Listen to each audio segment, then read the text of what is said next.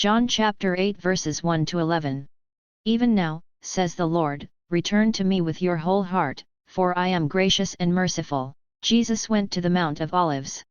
But early in the morning he arrived again in the temple area, and all the people started coming to him, and he sat down and taught them. Then the scribes and the Pharisees brought a woman who had been caught in adultery, and made her stand in the middle. They said to him, Teacher, this woman was caught in the very act of committing adultery. Now in the law, Moses commanded us to stone such women.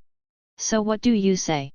They said this to test him, so that they could have some charge to bring. Jesus bent down and began to write on the ground with his finger. But when they continued asking him, he straightened up and said to them, Let the one among you who is without sin be the first to throw a stone at her. Again he bent down and wrote on the ground. And in response, they went away one by one, beginning with the elders. So he was left alone with the woman before him. Then Jesus straightened up and said to her, Woman, where are they? Has no one condemned you? She replied, No one, sir. Then Jesus said, Neither do I condemn you.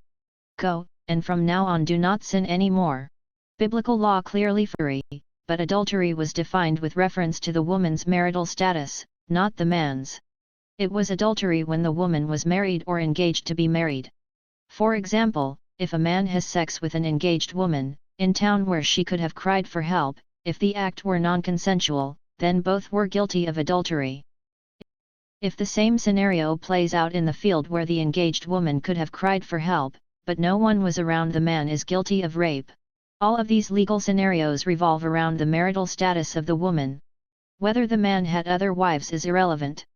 The penalty for adultery was death. The Pharisees and the scribes' intention was to trap Jesus between a rock and a hard place. There is an old saying which says, when you seek revenge you need to dig 2 graves, one for your enemy and one for yourself. In more modern terms, what goes around comes around. The Romans had taken away capital punishment from the Jews when the only justification for its use was the violation of Mosaic law. If the Jews imposed a death sentence for violation of Mosaic law, it would have been considered by the Romans as a rebellion. Instigators of a rebellion, by Roman law, were put to death. If Jesus agreed to the stoning, then the Pharisees could accuse him of starting a rebellion, which would have been a capital offense.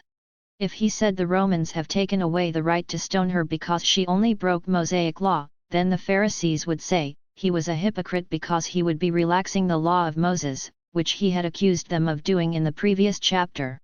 John chapter 7 verse 19, Did not Moses give you the law? Yet none of you keeps the law. If Jesus says, don't stone her, wouldn't he be selectively enforcing the law? The Pharisees don't view themselves as blind, but as righteous, not as sinners but as perfect. Let him who is without sin among you, be the first to throw a stone at her. Wow, the Pharisees have him, he is authorizing stoning her in violation of the Roman law. But the Romans wouldn't consider the Pharisees as sinless, therefore Jesus wouldn't have committed a crime.